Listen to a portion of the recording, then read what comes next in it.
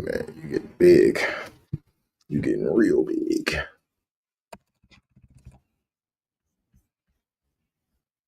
What you do that by baby? The fallen in Peter Palace, and the baby tore it down. And then the one in and then one in now. And then now. No, you don't need to do that. Thank you, though. Welcome to the MasterMind Library. For fallen in the Peter Palace, in the Titoli, in the whole library. Tiger. This is TV, Daddy is Twitter, and TV is her library. W, no mommy, she's her library, mommy, and her library. Have fun in the beer valley, in the Titoli, in her library. I am. They call me Ferdinand, the bringer of balance, leader of many disciplines, and one of your hosts of the MasterMind Library, the home of the MasterMind Book Club on FHTII.com. Thank y'all for being here. We have made it to episode 129, and we are in Booker T. Washington's autobiography, the story of his life and work. And it's a very powerful story, amazing inspiration that comes from this book. So today we are in chapter 11. So we're going to go ahead and dive into chapter 11. Let's get there. Let's go 190. I don't remember exactly which page we left off at.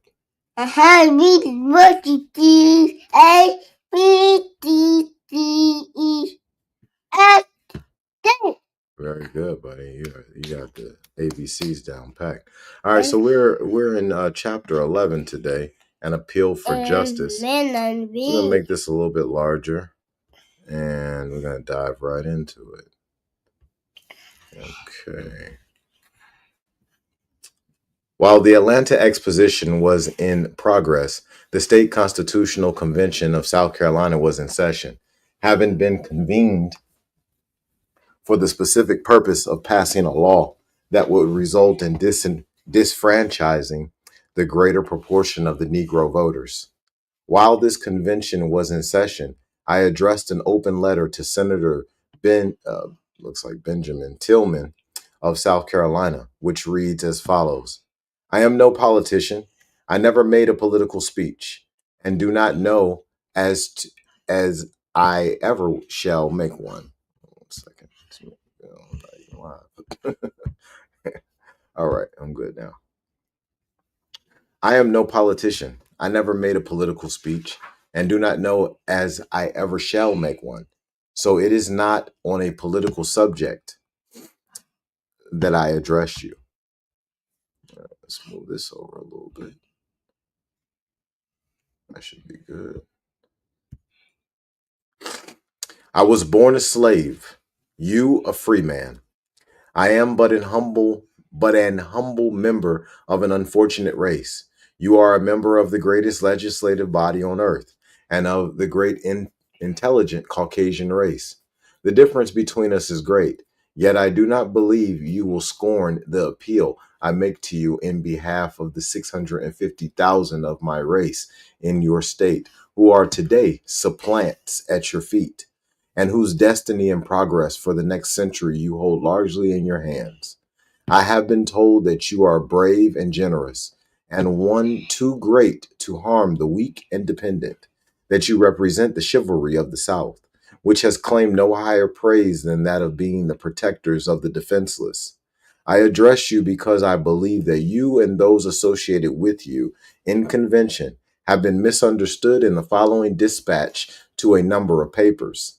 An appalling fact that may not be obvious at a first glance is that the course proposed means the end of Negro education and Negro progress in South Carolina. This is openly admitted by Senator Tillman and his friends. It has been said that the truest test of the civilization of a race is the desire of the race to assist the unfortunate. Judged by this standard, the Southern states as a whole have reason to feel proud of what they have done in helping in the education of the Negro. I cannot believe that on the eve of the 20th century, when there is more enlightenment, more generosity, more progress, more self sacrifice, more love for humanity than ever existed in any other stage of the world's history, when our memories are pregnant with the scenes that took place at Chattanooga and Missionary Ridge but a few days ago, where brave men who wore the blue and gray clasped forgiving hands and pledged that henceforth the interests of one should be the interests of all, while the hearts of the whole South are centered upon the great city of Atlanta, where Southern people are demonstrating to the world in a practical way that it is the policy of the South to help and not to hinder the Negro. In the midst of all these evidences of good feeling among all races and all sections of the country, I cannot believe that you and your fellow members are engaged in constructing laws that will keep 650,000 of my weak, dependent, and unfortunate race in ignorance, poverty, and crime. You, honored senator, are a student of history. Has there ever been a race that was helped by ignorance? Has there ever been a race that was harmed by Christian intelligence? It is agreed by some that the Negro schools should be practically closed because he cannot bear his proportion of this burden of taxation.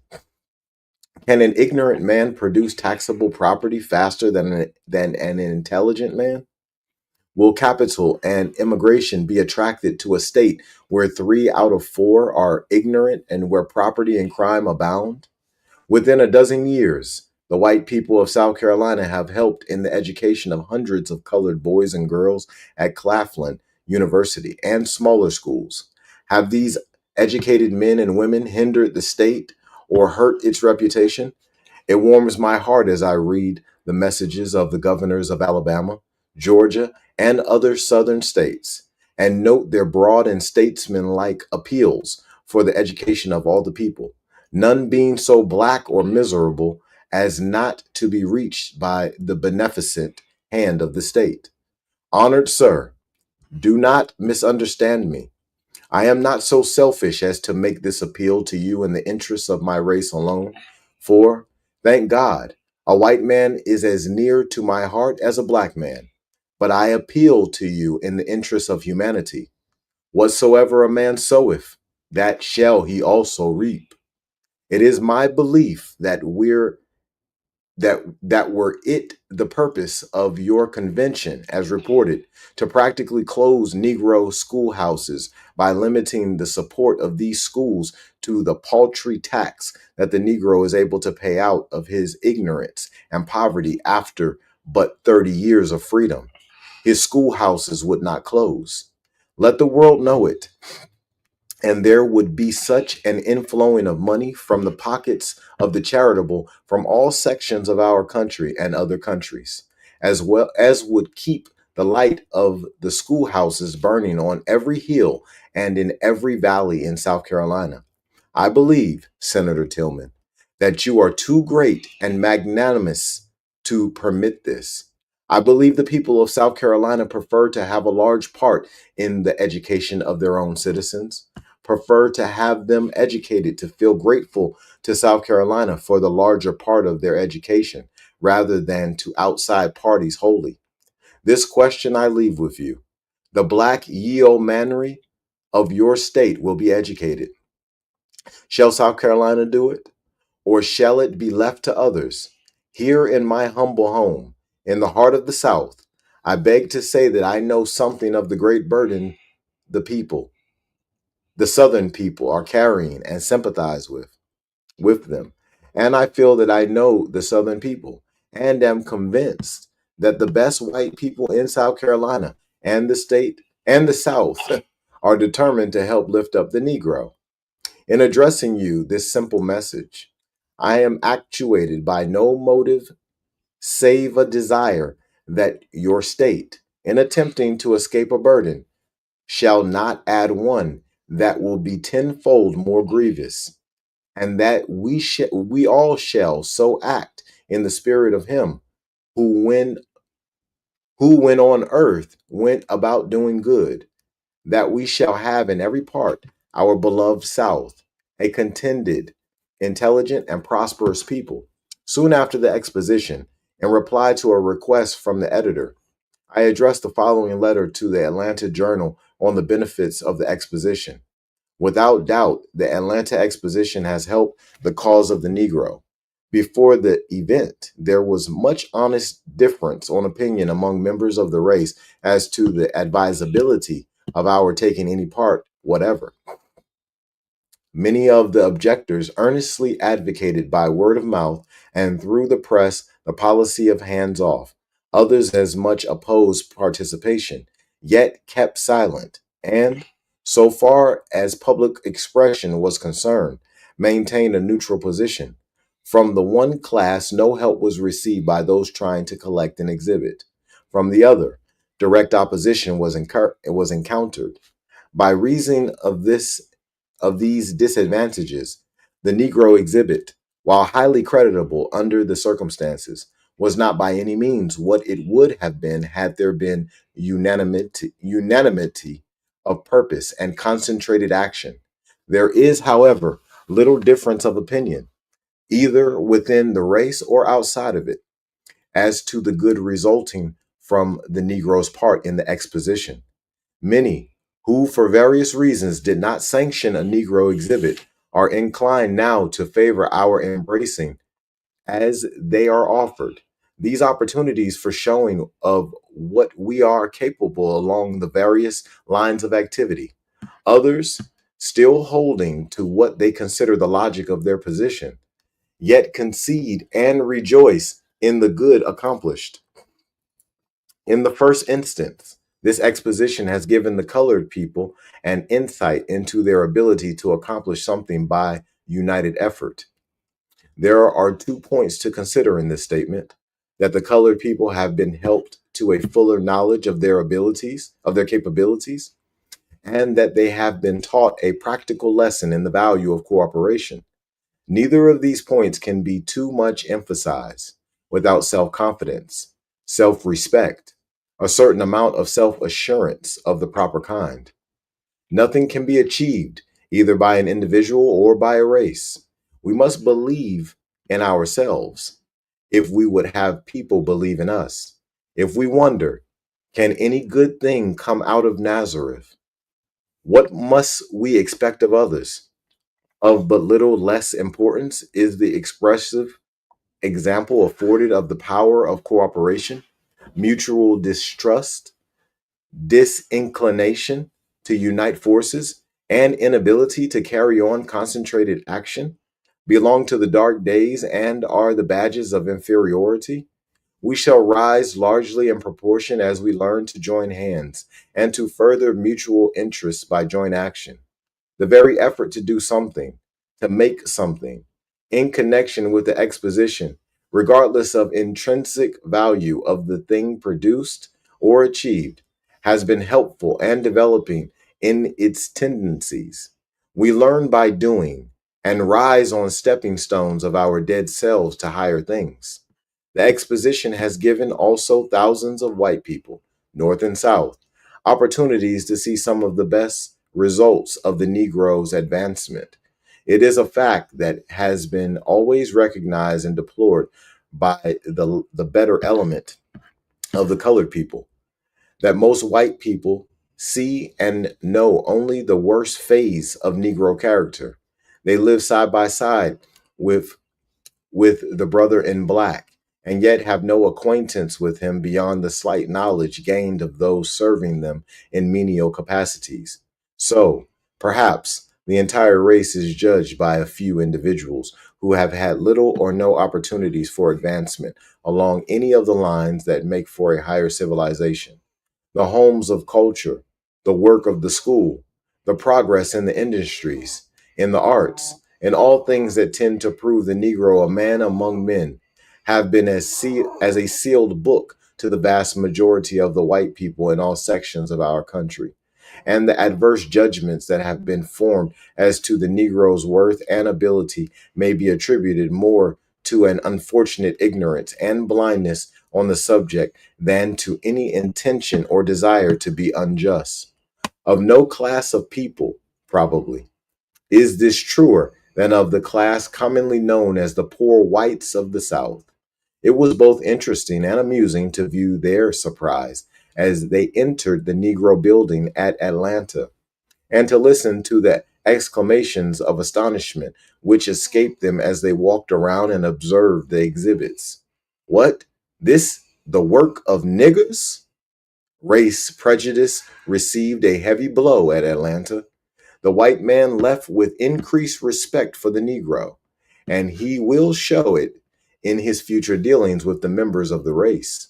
The Negro, in turn, appreciative of the recognition accorded him, will entertain more cordial feelings toward those showing him such consideration. The exposition brought the Negro prominently before the country. The attention of the press was drawn to him. Leading scientists and educators set in judgment on the products of his brain and skill, ranged side by side with those of his white competitors for honors. His position as a part of the body politic was emphasized as never before. The impression his exhibit made was not such as to render him, in the eyes of the country, less desirable as a citizen than he had seen before. On the contrary, his capabilities in various directions have been strikingly exemplified, and it has been demonstrated that he can measure up to the full stature of a man. As might have been anticipated, the showing made by the school was the most creditable. The friends and advancers of Negro education must have felt that their bounty has not been misplaced. Especially must the great heart of the generous North have glowed with gratification. It is an interesting fact that out of the four highest awards, that of the gold medal made to educational institutions, two went to colored schools, Hampton and Tuskegee. In speaking of the helpful prominence which the exposition gave to the Negro's cause, we must not omit the influence of the Negro Congresses. The very presence in Atlanta of so many well dressed, well behaved, intelligent men and women of African descent speaks loudly in our behalf. Besides, many wise words were uttered in the several addresses delivered and in the discussions which followed. And in all modesty, we think that we may claim that these black men and women made less perplexing some of the perplexing questions which confront us as a nation. Not less important among the happy result of the exposition is that the Southern white people and the Negro have learned that they can unite successfully in business enterprises. They have been shown that because men differ on some points and are not as one in all the affairs of life, they need not stand entirely aloof from one another. They may meet upon the level ground of a common interest and work together towards the accomplishment of a mutual aim without loss of dignity or self respect to either. The exposition has encouraged the Negroes to become, more than ever before, producers. They have been helped to realize, as they may not have realized before, that no kind of toil is to be despised, that in every branch of industry the highest degree of proficiency should be sought, that every product of labor is valuable in proportion as it approaches the perfect ideal which should animate the mind of every worker. Agriculture, the trades, education, the arts have all received an impetus which will be seen in the more rapid advancement of the future. Above all, we are encouraged now by the certainty that recognition will come as it deserved. It is not too much to say that the recognition which the Negro received at Atlanta was the natural result of the development he has made during these 30 years of effort. Further opportunities will present themselves. Already other expositions are projected whose plans include a prominent part to be taken by the Negro. All things come to him who waits. But the Negro must understand that he must work and wait, not idly rest upon his oars. We must not only be prepared to make a good showing when the opportunity comes for us to let the world see what in us lies. But each opportunity must find us better prepared. With the new South, the new Negro must arise and modestly, manfully, courageously take his place in the march of progress. The old order of things has truly passed away, and side by side, white men and black men must determine to work out their destiny to a successful issue. During the fall and winter of 1895 through 96, I addressed several audiences in various parts of the country, notably New York, Massachusetts, and Pennsylvania. At the meeting in New York, which was held in Broadway Tabernacle, Honorable Joseph H. Choate presided. I also addressed during the winter of 1896 the Hamilton Club of Brooklyn, New York. The most important meeting which I attended, however, after the Atlanta Exposition, was a large meeting held in Carnegie Hall, New York, in the interests of the Presbyterian mission. This meeting was held under the auspices of the Presbyterian Church. The meeting was of national importance in its character, and the entire Presbyterian Church throughout the country was interested in it. The President of the United States, Honorable Grover Cleveland, was the presiding officer. The speakers included, besides the president, Reverend T. DeWitt Talmage, D.D., Reverend Sheldon Jackson, D.D., and myself. The hall was packed from bottom to top with the best and most influential people in New York and vicinity, and much good seems to have resulted from the meeting. The following are some of the extracts from my speech delivered on that occasion. Lay you down real quick.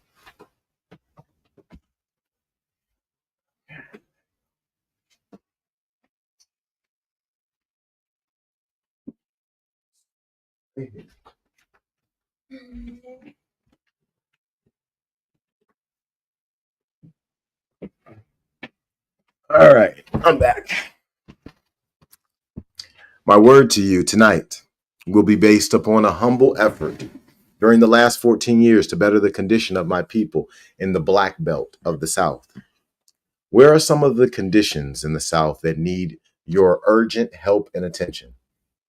85% of my people in the Gulf states are on the plantations in the country districts, where a large majority are still in ignorance, without habits of thrift and economy, are in debt, mortgaging their crops to secure food, paying or attempting to pay a rate of interest that ranges between 20 and 40%, living in one-room cabins on rented land, where schools are in session in these country districts from 3 to 4 months in the year, taught in places, as a rule, that have little resemblance to schoolhouses.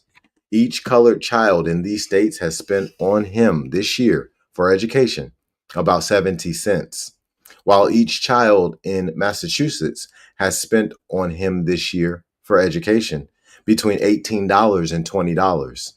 What state of morality or practical Christianity you may expect when as many as 6, 8, and even 10 cook, eat, and sleep, get sick and die in one room? I need not explain. But what is the remedy for this condition? It is not practical nor desirable that the North attempt to educate directly all the colored people in the South. But the North can and should help the South educate the strong Christian leaders who will go among our people and show them how to lift themselves up. That is the great problem before us. Can this be done? If in the providence of good, the Negro got any good out of slavery, he got the habit of work. Whether the call for labor comes from the cotton fields of Mississippi, the rice swamps of the Carolinas, or the sugar bottoms of Louisiana, the Negro answers the call. Yes, toil is the badge of all his tribe, but the trouble centers here. By reason of his ignorance and want of training, he does not know how to utilize the results of his labor. My people do not need charity, neither do they ask that charity be scattered among them. Very seldom in any part of this country do you see a black hand reached out for charity, but they do ask that through Lincoln and Biddle and Scotia and Hampton and Tuskegee, you send them leaders to guide and stimulate them till they are able to walk. I also gave it as my opinion that the American church has never yet comprehended its duty to the millions of poor whites in the South. I said, when you help the poor whites, you help the Negro.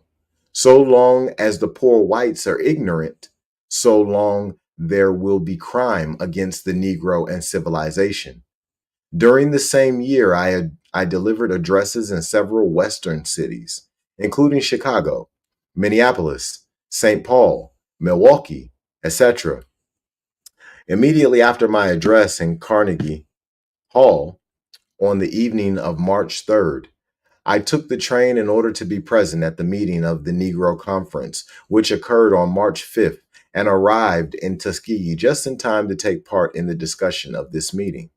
Soon after my address at the opening of the Atlanta Exposition, there began to appear adverse criticisms in some of the colored papers regarding the position I had taken in my address. Some of these colored papers felt that I had been entirely too liberal toward the South. I gave no special attention to these criticisms, but in March 1896, I accepted an invitation to speak before the Bethel Literary Association in Washington. This, I think, is by far the most cultured literary organization in existence among our people. And Washington City had been the center of a good part of the criticisms on my Atlanta speech.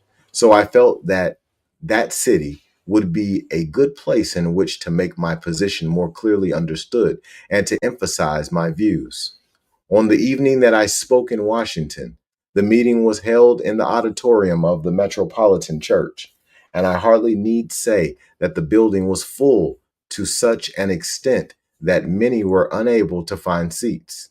In my address before the Literary Society, I took very much the same position I had taken in my address at Atlanta, but of course went more into detail. After my speech, those who heard me seemed to be entirely satisfied with my position, and the newspapers which had been so criticizing me, in a large measure, ceased to do so. And that concludes chapter 11. On our next episode, we'll be going into chapter 12, the honored by Harvard University. As I have told y'all many times, this book holds a very special place in my heart. You know, my grandmother, this was my grandmother's book. Obviously I have a digital version of it, but you know, on our first episode, I had shown y'all the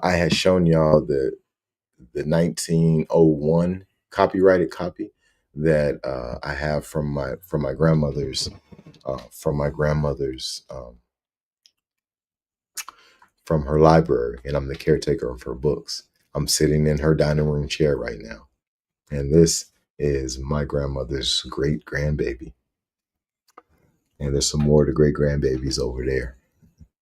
So we have a very special love for Mama Ann, and we're very honored to read this material, read this book, and allow the children to hear it being read. This is some very powerful material to allow children to hear so they can understand what some of their ancestors dealt with during their life. All right. So on our next episode, we'll be coming back, episode 130. We'll be coming back with chapter 12. All right. So y'all be blessed and keep winning and expose your gift.